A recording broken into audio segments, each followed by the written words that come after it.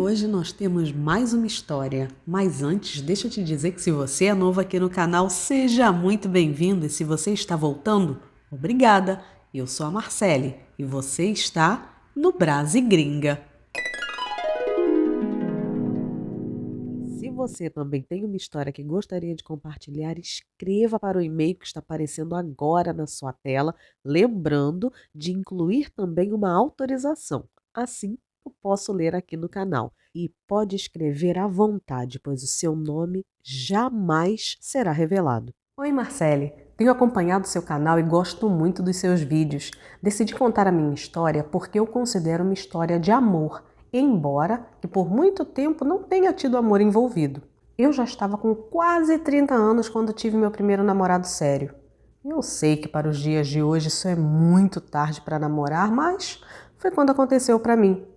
Eu sempre fui evangélica e sempre fantasiava sobre um grande amor, porque naquela época existiam umas revistinhas que vinham com muitas histórias românticas e eu ficava flutuando na esperança de um amor daqueles. E quando meu primeiro namorado chegou, eu confirmei o que eu achava que era amor. Eu ficava extremamente feliz quando via ele e depois de 3 anos de namoro ficamos noivos e começamos a preparar tudo para o casamento. Claro que tínhamos algumas briguinhas, mas coisa normal de casal. Nunca foi nada muito grande a ponto de causar um problema que durasse muito tempo. Com muita dificuldade, fomos construindo a nossa casinha. E, na verdade, era eu quem mais fazia as coisas, porque ele estava sempre desempregado. Ele até buscava trabalho, mas sempre foi meio estourado, então nunca ficava muito tempo no mesmo lugar. Normalmente ele era muito calmo, mas se alguém quisesse mandar nele, ele virava um bicho. E para falar a verdade, eu até que gostava disso nele. Como era eu quem tinha as responsabilidades financeiras, a construção da casa demorou muito mesmo.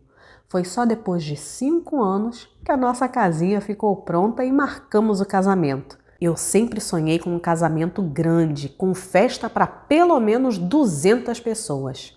Então, quando comecei a fazer os orçamentos para casar, fiquei arrasada, pois pelas minhas contas, teríamos que esperar mais uns anos para casar. E eu não queria ser uma noiva velha.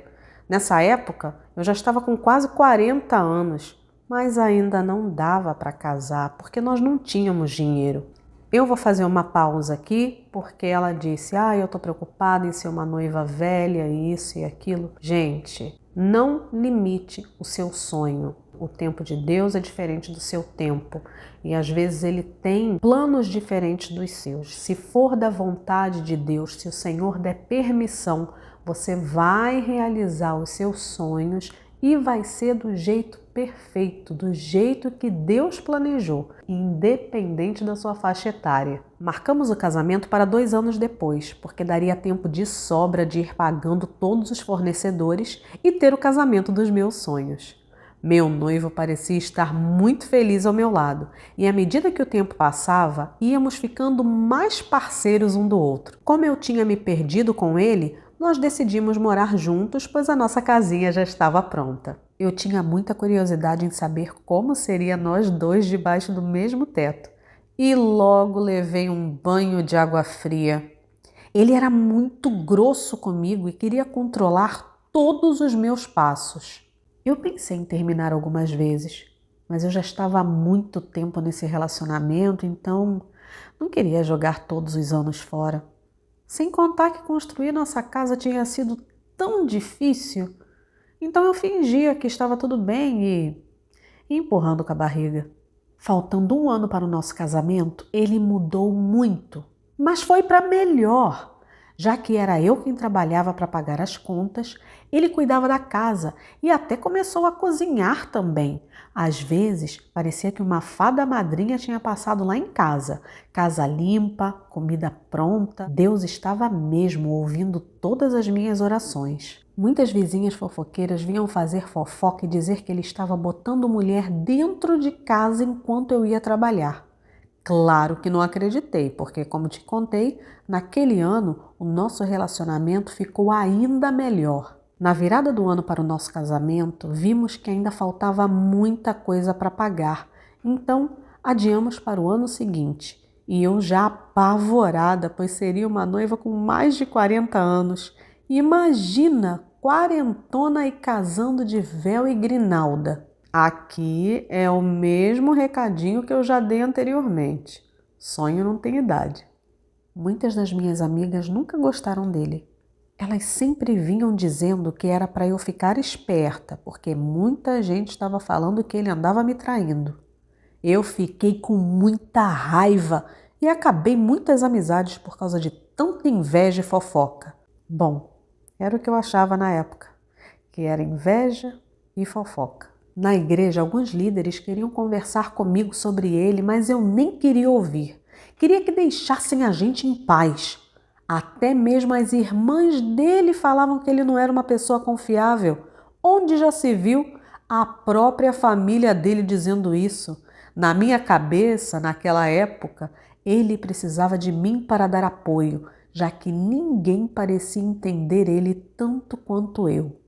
Olha aqui aquilo que nós sempre conversamos aqui no canal. Muitas vezes as pessoas que te amam, pessoas que se importam com você, querem te alertar, querem te ajudar a colocar a cabeça no lugar e a pessoa está determinada a fazer o que quer.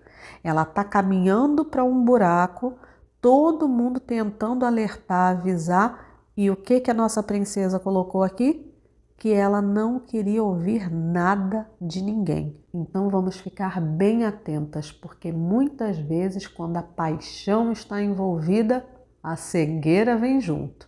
E finalmente chegou o ano do nosso casamento. Depois de muita luta, estava tudo pronto para o nosso grande dia. Meu vestido, o terno dele, as madrinhas e padrinhos, os pajens, as daminhas, a florista, os nossos pais, a decoração da igreja, a decoração do salão, fotógrafo e filmagem, cerimonial, buffet, transporte, enfim. Cada detalhe estava pronto e pago. Meu noivo estava nervosíssimo, ele até emagreceu de tanto nervoso. Bom, na época eu achava que era nervoso por causa do nosso casamento, mas já te conto. Faltando 2 dias para o nosso grande dia, ele não foi para casa e eu quase morri de preocupação. Será que ele estava bem? Será que havia sofrido algum acidente?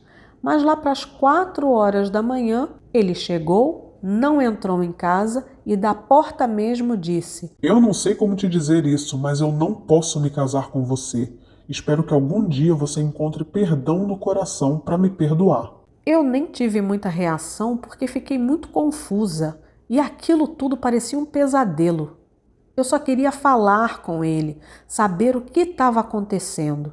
Liguei para minha mãe e ela e uma das minhas cunhadas, que também seria minha madrinha, bateram lá em casa. Eu estava um bagaço e elas me dizendo que eu precisava ser forte e que eu ia sair dessa e que isso era o melhor para mim. Vendo que eu não estava entendendo nada, elas confessaram o que todo mundo sabia, que ele estava me chifrando e já tinha anos, mas que eu dava patada em todo mundo que viesse falar dele. Eu só conseguia sentir raiva e tristeza. Ainda assim, eu queria falar com ele. Eu queria mais uma vez que ele dissesse tudo isso olhando nos meus olhos. Só que era como se ele tivesse desaparecido do mundo. Mas ele apareceu. Pediu perdão e disse que estava apenas confuso e com medo de casar, mas que me amava e que tudo ia ficar bem.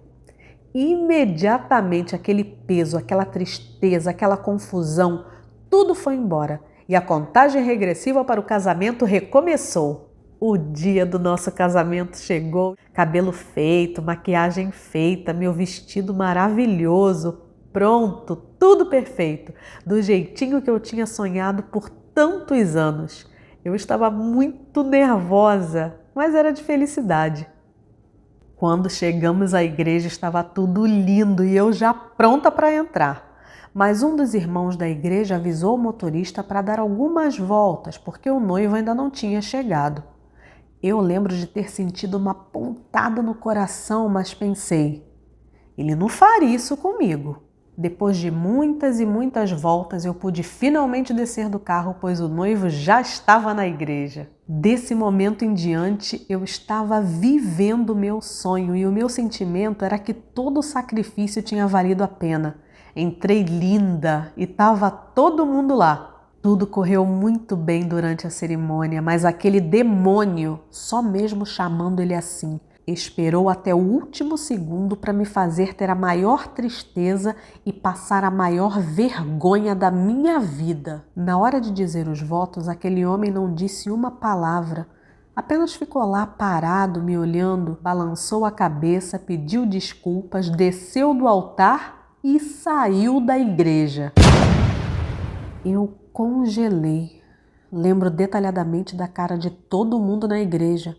Eles estavam tão chocados quanto eu e todos ficavam cochichando e me encarando. Por dentro, eu pedi a Deus para morrer, ali, toda vestida de noiva. Mas Deus me fez viver essa vergonha, essa grande humilhação. O que aconteceu depois eu fiquei sabendo pelas outras pessoas porque a minha mente passou uma borracha em tudo. Eu até tentava pensar em outras coisas, mas só ficava repassando o nosso relacionamento na minha cabeça, a preparação para o casamento, aquele término 2 dias antes e a grande covardia dele de me abandonar no altar. Os dias passaram e ele tinha sumido, de novo. Só que ele apareceu, e sabe como? De mãos dadas com uma vizinha que morava um pouco mais acima da rua. E eu não sabia o que doía mais, ele ter sido covarde e não terminar comigo antes, ele ter me traído ou ter me deixado lá plantada igual a uma babaca na igreja. E agora eu ainda tinha que lidar também com isso, e sem contar o prejuízo de dinheiro, porque todos os meus anos de esforço, sacrifício e economia foram jogados no lixo. Pois nada do que foi pago aos fornecedores pôde ser devolvido, porque ele fez essa palhaçada no dia do casamento. Calma, calma, para quem está ouvindo a história, calma, porque vai ter uma reviravolta, hein? Vai ter uma reviravolta. Então você segura aí, pega mais chá, pega mais café, pega mais água, mas continua aí acompanhando essa história. Eu fiquei mal, eu fiquei muito mal. Antes eu me preocupava em ser uma noiva quarentona e agora eu só conseguia pensar que eu tinha sido largada no altar. Meu Deus! Eu entrei em depressão e precisei ser internada algumas vezes, pois nada do que eu comia ficava no meu estômago. Eu vomitava tudo. Meu chefe foi um anjo na minha vida, pois pelo tempo que eu lutei com a depressão, ele não me demitiu. Eu voltei a trabalhar e eu era só uma sombra de quem eu realmente era. Nada fazia sentido para mim, nada tinha graça. Eu só pensava em fechar os olhos e nunca mais abrir. Era uma dor que não passava nunca. Graças a Deus que eu tinha fé, porque senão tenho certeza que teria feito uma grande besteira. Levei anos para sentir que estava bem de novo. No meu coração, eu ainda carregava a mágoa da vergonha, da traição, da burrice de ter dado mais de 10 anos da minha vida para alguém que não merecia. Até porque, quase todos os dias, eu tinha que ver o meu ex com a nova esposa e os filhos. Esqueci de contar que um dos filhos nasceu enquanto ele ainda estava comigo. Pois é. Mas os anos passaram e eu melhorei. Tentei me relacionar, mas eu simplesmente não conseguia. Eu mesma afastava os homens de mim com tanta insegurança. Então, decidi ficar mesmo sozinha. Já tinha determinado na minha cabeça que eu nunca mais ia ter ninguém. E até que fiquei bem, pelos muitos e muitos anos que seguiram. Só que junto dos meus 50 anos, a solidão também chegou com tudo. E eu pensei, vou me dar mais uma chance. Eu não queria amor, eu só queria uma pessoa boa para compartilhar a vida comigo. Mas em algum momento nos meus muitos pensamentos, eu determinei que eu queria ir embora. Não só daquela casa, daquele bairro, mas se fosse da vontade de Deus, eu queria sair do Brasil e ir para bem longe. Porque, por mais que eu já não sentisse mais a dor de todo o acontecido, era muito chato das pessoas continuarem cochichando, dizendo: "Olha, Aquela ali é que foi abandonada no altar. Aquela ali foi traída com uma mulher aqui da rua. Aquela ali é que é a mulher que ia casar e ele trocou ela. Aquela ali que ficou solteirona depois de ser abandonada. Eram esses comentários que me enchiam o saco. Foi então que, conversando com uma amiga, eu me abri para ela e disse que estava pronta para um novo relacionamento. E ela, empolgadíssima, me disse que tinha entrado em um site e que estava conhecendo um montão de gringos. Hoje em dia, para vocês é muito fácil, porque vocês têm tudo isso ao alcance das mãos com o celular. Só que naquela época, minha amiga e eu tivemos que ir até uma lan house para poder usar o computador e fazer o cadastro. Então, com a pura intenção de arrumar uma pessoa para me tirar de onde eu estava, eu me inscrevi, orei e falei para Deus: Senhor, me entrega um homem para ser meu marido e me tirar daqui.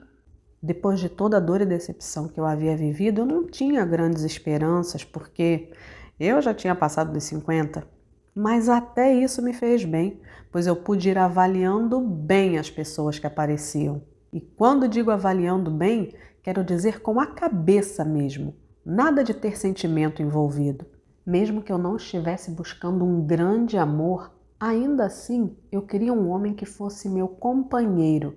E os homens que eu estava conhecendo naquele site não pareciam muito esse tipo de gente. Até que depois de 2 anos no site, um americano mandou mensagem. Finalmente algum que tinha escrito mais que oi, ou que não ia logo falando indecências no primeiro contato. Ele foi muito educado, disse que era americano, mas que morava na Suíça há muitos anos. Começamos a conversar e eu agradei dele, mas eu não gostava dele, não tinha amor, não tinha paixão. Na verdade, eu gostava dele como um amigo, como um irmão. Mesmo assim eu pensei, se esse homem quiser algo sério comigo, eu vou aceitar. Depois de mais ou menos 6 meses conversando, ele disse que iria ao Brasil para me conhecer. E eu, é claro que não acreditei que ele iria mesmo, mas ele foi. Imagina a fofocada na vizinhança. Até hoje eu lembro das caras das pessoas. E mesmo que eu apresentasse ele como um amigo, acho que os olhinhos dele de apaixonado já diziam tudo. Só que eu não estava apaixonada, nem um pouco. Eu só queria me relacionar com alguém que me tirasse dali. Já no dia dele ir embora, bem ali no aeroporto, ele me perguntou se eu casaria com ele. E eu disse que sim. Continuamos nos relacionando à distância e ele começou a ver tudo sobre casamento. E depois de muita e muita papelada, nos casamos. Sabe o que é mais engraçado? É que eu sofri tanto, eu chorei tanto. E tudo aquilo que eu sempre sonhei, Deus realizou naquela mesma igreja onde eu havia vivido o pior dia da minha vida. De repente, eu estava vivendo o melhor dia da minha vida. No dia em que eu fui embora, senti que finalmente aquela parte da minha vida estaria fechada para sempre.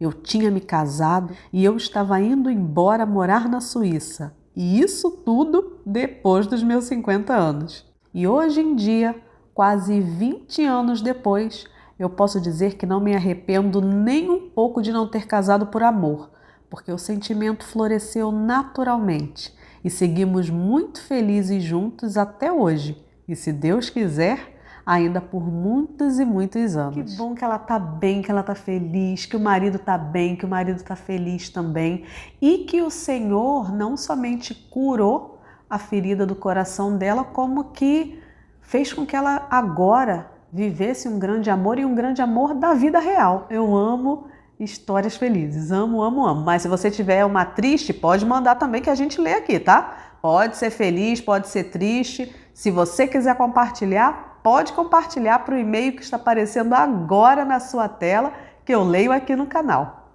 E para você que assistiu até aqui, deixa eu te perguntar, como que você acha que reagiria se tivesse vivido uma situação como a nossa princesa de hoje, de ter sido abandonada no altar? A gente se vê semana que vem, obrigada pela companhia e até a próxima!